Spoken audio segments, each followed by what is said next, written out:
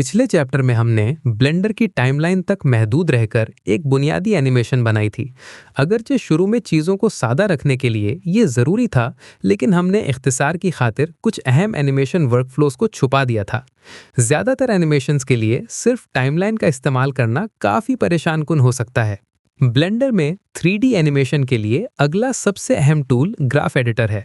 Timeline जो कुछ कर सकती है, उसके अलावा ग्राफ एडिटर की फ्रेम्स का टाइम और उनकी वैल्यू दोनों को उन प्रॉपर्टीज के साथ एक 2D ग्राफ पर दिखाता है जिन पर वो असरअंदाज हो रहे हैं। ग्राफ एडिटर के बारे में सीखने और ये क्यों इतना मुफीद है ये जानने के लिए हम इस चैप्टर में एक बाउंसिंग बॉल को एनिमेट करके इसकी प्रैक्टिस करेंगे, जो कि एनिमेशन इंडस्ट्री के सबसे मशहूर केस स्टडीज में से एक है। तकरीबन 100 सालों से बाउंसिंग बॉल 2D और 3D एनिमेशन दोनों में सीखने की एक मशहूर एक्सरसाइज रही है। अगर हम चाहते हैं कि हमारी बाउंसिंग बॉल रियल लगे, तो हमें इसकी वेलोसिटी और एक्सेलरेशन पर गहरी तवज्जो देनी होगी। ये वो चीज़ें हैं जिनके लिए ग्राफ एडिटर एक लाजमी टूल है। इस चैप्टर में हम दर्ज झैल अहम टॉपिक्स को कवर करेंगे।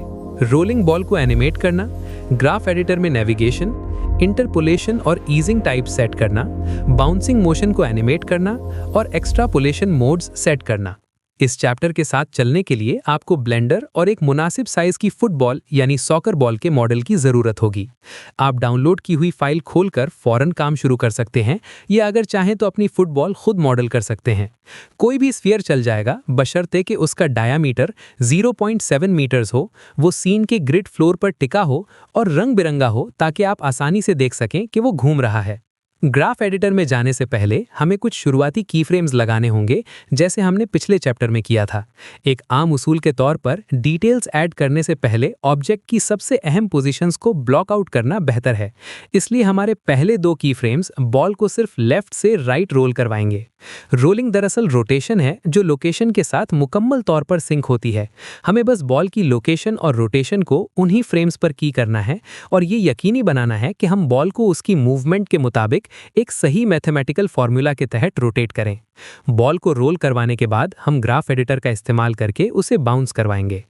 चलिए बॉल की शुरुआती जगह को की करते हैं। वक्त बचाने के लिए हम लोकेशन और रोटेशन को एक साथ की कर सकते हैं। फ्रेम 10 पर जाएं, बॉल सिलेक्ट करें और एक्स एक्सिस पर इसे -5 यूनिट्स बाएं तरफ मूव करें। आई प्रेस करें ताकि इंसर्ट की फ्रेम मेन्यू खुल जाए और लोकेशन एंड रोटेशन सिलेक्ट करें। इससे रोटेशन और लोकेशन दोनों के की फ्रेम्स लग जाएंगे और हमें 2 बार मेन्यू खोलने की ज़रूरत नहीं पड़ेगी। अब अगला सेट लगाने के लिए तैयार हो जाएं। फ्रेम 90 पर जाएं, बॉल को एक्स एक्सिस पर 10 यूनिट्स दाएं तरफ मूव करें। अब जबकि हमने तय कर लिया है कि बॉल 80 फ्रेम्स के दौरान कितनी दूर जाएगी, तो हमें बस ये हिसाब लगाना है कि उसे कितना रोटेट होना चाहिए ताकि वो असली लगे।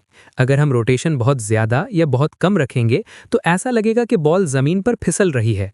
तो हमें कितने डिग्रीज और किस एक्सिस पर रोटेट करना चाहिए? अगरचे इसके लिए अच्छे फॉर्मूलाज मौजूद हैं, लेकिन इस चैप्टर के लिए वो थोड़े एडवांस्ड हैं। फिलहाल हम थोड़ी सी चीटिंग करते हैं और कुछ मैजिक नंबर्स एंटर करते हैं। बॉल को वाई एक्सिस पर 1164 डिग्रीज रोटेट करें। लोकेशन और रोटेशन की फ्रेम्स इंसर्ट करें, जैसे स्टेप 3 में किया था। जब आप अपनी एनिमेशन प्ले करेंगे तो बॉल अब बाएं से दाएं बिल्कुल स्मूथली रोल करेगी बिना फिसले हुए। ये सादा मोशन उन बाउंसिंग की फ्रेम्स के साथ चलेगा जो हम बाद में ऐड करेंगे। पिछले चैप्टर के दौरान शायद आपने सोचा होगा कि एक एनिमेटर को टाइमलाइन में उन एक जैसे दिखने वाले की फ्रेम्स की पहचान कैसे होती है। क्या हमें हमेशा याद रखना पड़ेगा कि कौन से लोकेशन के लिए हैं और कौन से रोटेशन के लिए? क्या होगा अगर रोटेशन और लोकेशन के की फ्रेम्स एक ही फ्रेम पर हों, जैसा कि हमारी मौजूदा एनिमेशन में है? आप उन्हें अलग अलग कैसे एडिट कर सकते हैं? इसके अलावा आप किसी की फ्रेम के अंदर की वैल्यूज़ का अंदाज़ा कैसे लगा सकते हैं? टाइमलाइन में एक की फ्रेम जो किसी चीज़ को कुछ इंच नीचे मूव करता है, वो बिल्कुल वैसा ही है जो उसे 100 मील ऊपर स्पेस में ले जाए। इसलिए टाइमलाइन पूरी एनिमेशन को एडिट करने के लिए नाकाफी टूल है। यहीं पर ग्राफ एडिटर जैसे टूल्स काम आते हैं। ग्राफ एडिटर तक पहुंचने का एक आसान तरीका यह है कि इंटरफेस का वो हिस्सा इस्तेमाल किया जाए जहां अभी टाइमलाइन है। ग्राफ एडिटर को मुफीद होने के लिए टाइमलाइन से ज़्यादा वर्टिकल जगह की ज़रूरत होगी, लिहाजा हमें बस टाइमलाइन और 3D व्यू पोर्ट के दरमियान बॉर्डर को ऊपर खींचकर उस एरिया को लंबा करना होगा। उसके बाद टाइमलाइन को ग्राफ एडिटर से बदलना आसान है। 3D व्यू पोर्ट और टाइमलाइन के दरमियान बॉर्डर को ढूंढें। जब आप माउस उस पर ले जाएंगे तो कर्सर एरोज में बदल जाएगा। बॉर्डर को ऊपर ड्रैग करें ताकि ताकि निचला एरिया तकरीबन पूरी स्क्रीन की आधी हाइट तक आ जाए। कंट्रोल प्लस टैब दबाएं या एडिटर टाइप मेन्यू से इस एरिया को ग्राफ एडिटर में तब्दील कर दें। अब हम ग्राफ एडिटर में काम शुरू करने के लिए तैयार हैं। ये एडिटर एनिमेटेड प्रॉपर्टीज को एक 2D ग्राफ में लाइंस के तौर पर दिखाता है और की फ्रेम्स को उन लाइंस पर पॉइंट्स के तौर पर, जिससे आप इंट्यूटिवली टाइमिंग और वैल्यू दोनों को एडिट कर सकते हैं। अहम नोट, टाइमलाइन की तरह ग्राफ एडिटर की डिफ़ॉल्ट सेटिंग भी सिर्फ सिलेक्टेड ऑब्जेक्ट्स के की फ्रेम्स दिखाना है। तसल्ली कर लें कि बॉल सिलेक्टेड है, वरना ग्राफ एडिटर खाली नजर आएगा। ये एडिटर उन लोगों के लिए उलझनज़दा हो सकता है जिन्होंने इसे पहले कभी नहीं देखा। तो चलिए एक पल के लिए देखते हैं कि हम देख क्या रहे हैं। मेरे एग्जाम्पल्स में मैंने व्यू प्लस शो कर्सर को बंद कर दिया है ताकि ग्राफ एडिटर में फालतू हॉरिजॉन्टल लाइन नजर ना आए।